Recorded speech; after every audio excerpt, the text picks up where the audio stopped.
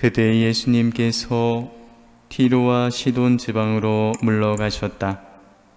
그런데 그 고장에서 어떤 가나안 부인이 나와 다윗의 자손이신 주님, 저에게 자비를 베풀어 주십시오. 제 딸이 호되게 마귀가 들렸습니다 하고 소리 질렀다. 예수님께서는 한마디도 대답하지 않으셨다. 제자들이 다가와 말하였다. 저 여자를 돌려보내십시오. 우리 뒤에서 소리를 지르고 있습니다. 그제야 예수님께서 나는 오직 이스라엘 집안의 길 잃은 양들에게 파견되었을 뿐이다 하고 대답하셨다.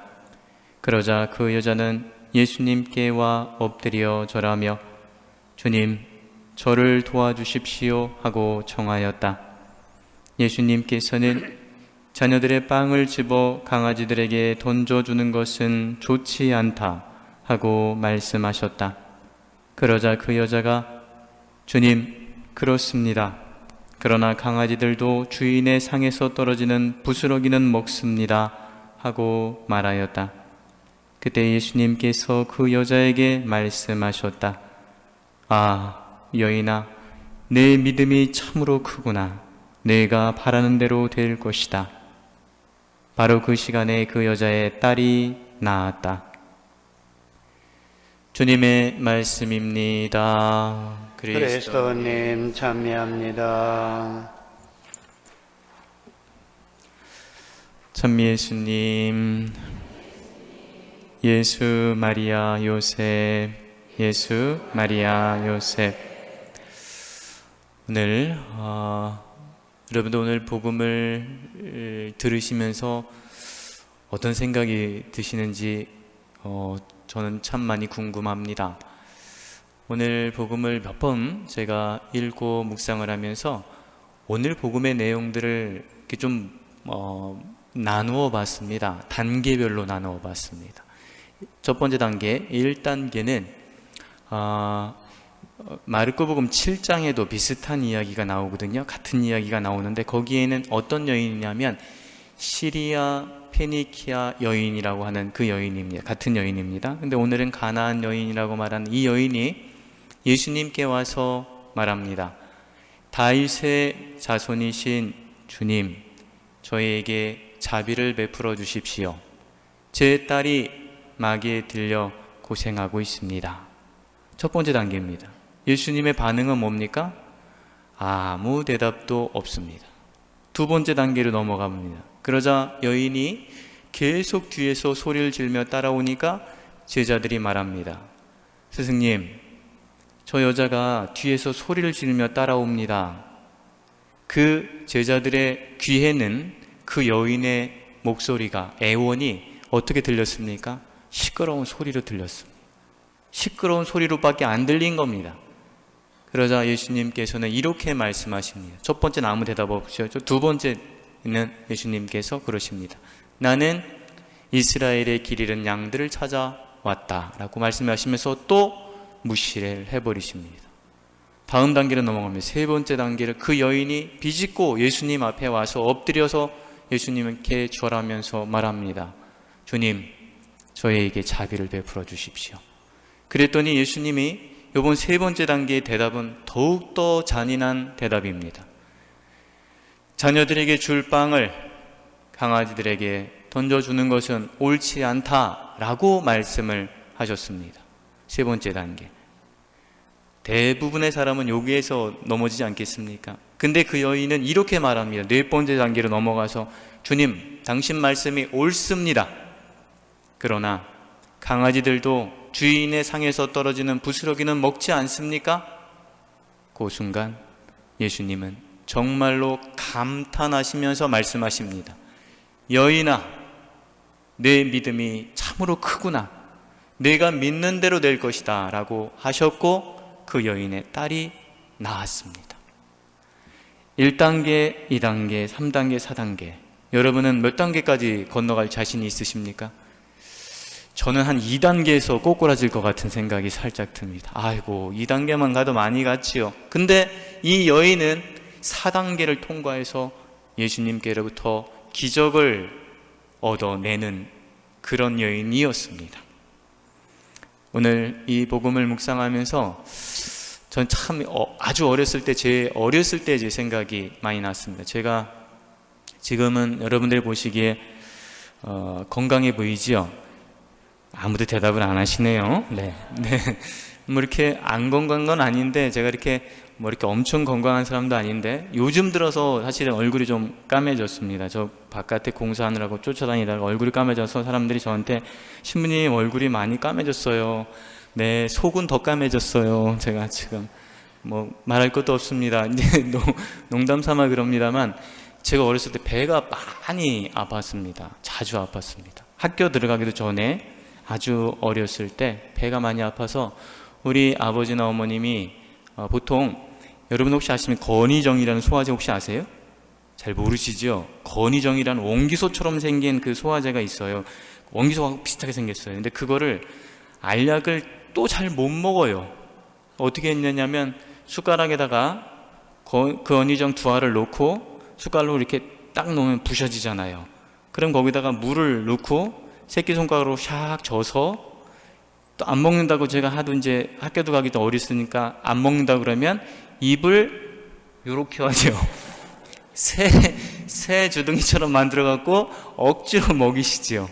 그러면 이제 그걸 먹고 배가 나아서 잘 잔 날도 있지만, 딱 이렇게 새 주둥으로 이렇게 떡 잘라먹으면 이렇게 해요. 그죠? 애들 약 안 먹는다 그러면 그러잖아요.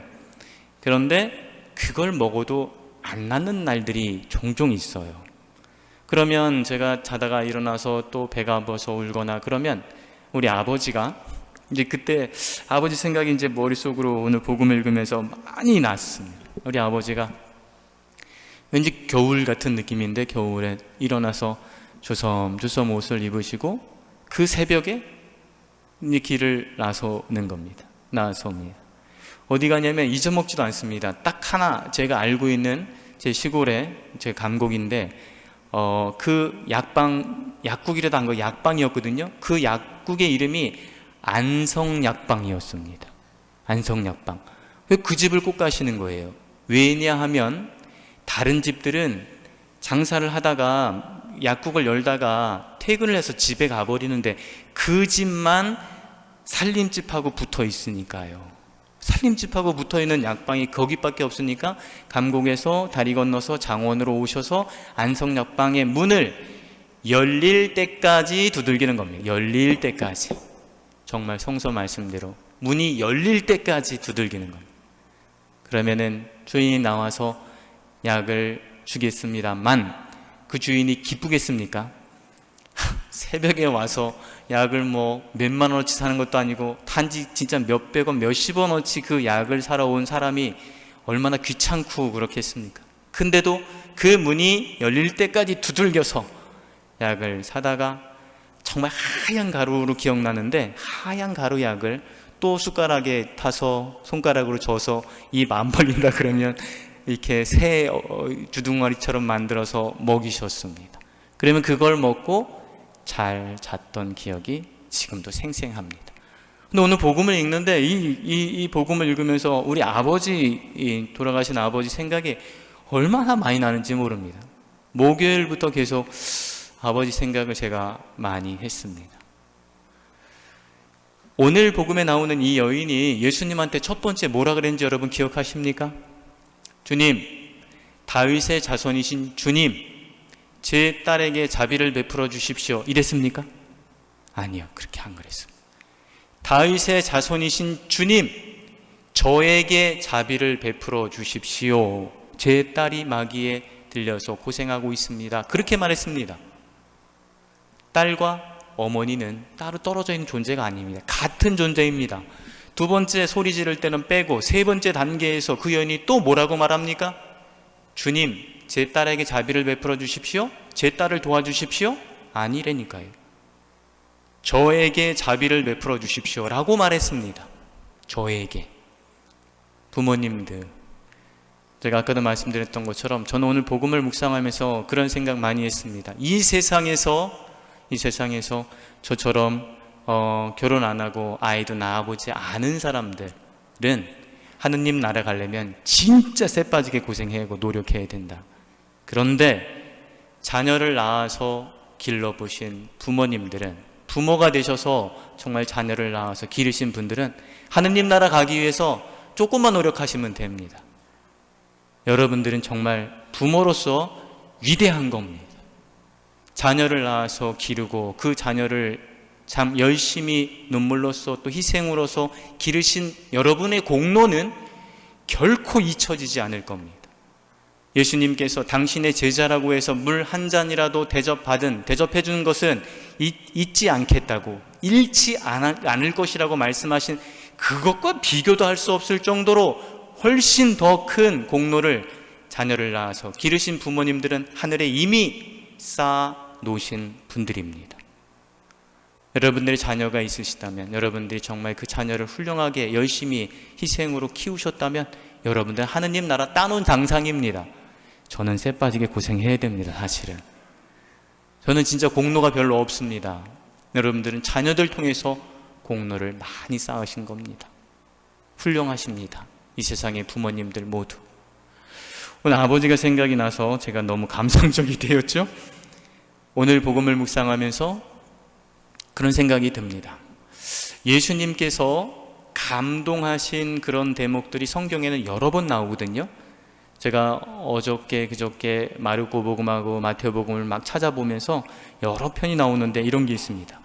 여러분, 예수님께서 사람들한테 이렇게 가르치고 있을 때 사람들이 너무 많아서 환자를, 중풍병자를 예수님 앞에 데리고 갈 방법이 없습니다. 그랬더니 어떤 사람들 넷이서 어떻게 했지요? 그렇지요, 지붕에 올라가서 줄을 달아서 예수님 앞으로 내렸습니다. 그랬더니 예수님이 뭐라 그러셨습니까? 여러분의 믿음이 대단하다고 칭찬하시면서 그 믿음대로 될 것이라고 하시면서 중풍병자를 낫게 해주셨습니다. 그리고 바르티메오라는 소경이 있습니다. 그 소경이 예수님께 다윗의 자손이신 주님, 저에게 자비를 베풀어 주십시오. 내가 나에게 원하는 게 뭐냐? 다시 보게 해 주십시오. 그랬더니 예수님이 그러셨습니다. 내 믿음대로 될 것이다. 그래서 눈을 떴습니다. 야이로라는 회당장의 집에 가는데 12년 동안 하혈하던 여인이 있었습니다. 그 여인은 예수님 손에, 예수님 옷깃의 손만 대도 나을 거라고 믿었습니다. 됐더니 정말 나았습니다. 예수님께서 그 여인에게 뭐라 그랬습니까? 내 믿음대로 될 것이다 라고 하시면서 또 칭찬을 하셨습니다. 예수님이 칭찬하신 그 여러 가지 기적을 행하셨을 때, 기적을 행하시기 전에 칭찬하신 내용들이 있는데, 정말로 예수님이 대단히 많이 칭찬한 경우가 이제 뭐냐면 마태복음 8장에 나오는 백인대장이라는 사람입니다. 백인대장이 자기의 종이 중풍으로 누워 몹시 괴로워하고 있습니다 라고 예수님 찾아갔더니 예수님이 가서 고쳐주겠다 그랬더니 백인대장은 그럽니다. 주님, 저는 주님을 제 집에 모실 자격이 없습니다. 그저 한 말씀만 해주십시오. 그러면 제 종이 나을 것입니다. 그랬더니 예수님이 감탄하시면서 이러셨습니다. 어느 이스라엘 사람에게서도 이런 믿음은 본 일이 없다. 내 믿음대로 될 것이다 라고 칭찬하셨습니다. 그리고 우리는 어떻게 합니까? 영성체를 영하기 전에, 매일 성체를 영하기 전에 뭐라 그랬니? 주님, 제 안에 주님을 모시기에 합당치 않사오나 한 말씀만 하소서 제 영혼이 곧 나으리이다 라고 백인대장의 고백을 다시 하고 있지 않습니까? 그것만큼 오늘 이 복음에 나온 시로페니키아 가나안 여인의 믿음도 예수님이 칭찬을 하시는 겁니다. 여인아, 내 믿음이 참으로 크구나 라고 말이죠. 예수님을 감동시켰습니다. 여러분, 오늘 복음을 묵상하면서 또 한번 이런 생각을 합니다. 여러분은 여러분 삶에서 예수님을 감동시키신 적이 있으십니까? 여러분, 어떤 믿음으로, 어떤 삶으로 예수님을 혹시 감동시키신 적이 있으십니까? 감동의 감자와 감사의 감자는 같은 감자입니다. 감자가 무슨 감자냐면 마음을 움직이는 감자입니다. 혹시 여러분들 예수님의 마음을 움직여 보신 적이 있으십니까? 감동시켜 보신 적이 있으십니까? 그렇다면, 예수님이 감동하신다면 오늘 이 딸에게서 마귀를 쫓아내 주신 기적, 백인대장의 종을 낫게 해주신 기적, 중풍병자를 낫게 해주신 기적뿐만 아니라 우리 삶에는 우리가 예상하지도 못하고 기대하지 못한 정말 놀라운 일들이 일어날 거라고 저는 확신합니다. 예수님을 어떻게 하면 감동시킬 수 있을까 생각해 보게 됩니다. 여러분은 어떤 태도로, 어떤 마음으로, 어떤 믿음으로 예수님을 감동시키시겠습니까? 그것은 아마 오늘 아까 말씀드렸죠? 1단계, 2단계, 3단계, 4단계 딱 거기 가서 예수님이 감동하셨지 않습니까? 나는 어떻게 하면 예수님을 감동시킬까 생각해 봤더니 제가 늘 정말 한 번도 예외 없이 걸려 넘어지는 것들이 있습니다. 저는 만약에 오늘 여인이라면 제가 아까 두 번째 단계에서 걸려 넘어졌다 그랬죠? 전 자존심 때문에 아마 첫 번째 단계나 두 번째 단계에서 퍽 꼬꾸라졌을 겁니다. 그런데 이 4단계까지 간 이 여인은 그 마음으로 예수님을 감동시켰습니다. 우리가 늘 당연히 고꾸라지는 우리의 많은 걸림돌, 자녀 때문에도, 남편 때문에도, 아내 때문에도, 이웃 때문에 걸려 넘어지는 그 걸림돌을 한번 직시하고 그거를 참고 잘 견딜 수 있고 건너가실 수 있다면 주님께서 아마 감동하실 겁니다. 그뿐만 아니라 우리 삶에서 아침에 일어나서 우리가 하루를 살아가면서 어떻게 하면 주님을 감동시킬 수 있을까를 기억하면서 살아간다면 곳곳의 삶에서 주님을 감동시킬 수 있는 일들이 있지 않겠습니까? 그래서 생각해 봅니다. 오늘 예수님께서 그 여인에게 하신 여인아, 내 믿음이 참으로 크구나 라는 그 말씀을 저와 여러분들이 모두 듣게 되기를 희망합니다. 여러분의 삶에서 듣게 되기를 바라고 저도 매일의 삶에서 주님께 요한아, 참으로 내 믿음이 크구나 라는 그 말씀을 꼭 들어보고 싶습니다. 여러분들도 예수님을 감동시켜서 여러분들 안에 정말로 여러분 한 분 한 분에게 주님께서 정말로 내 믿음이 참으로 크구나 라고 칭찬받으시는 분들이 되시기를 진심으로 기원하고 기도하고 또 후원합니다. 아멘.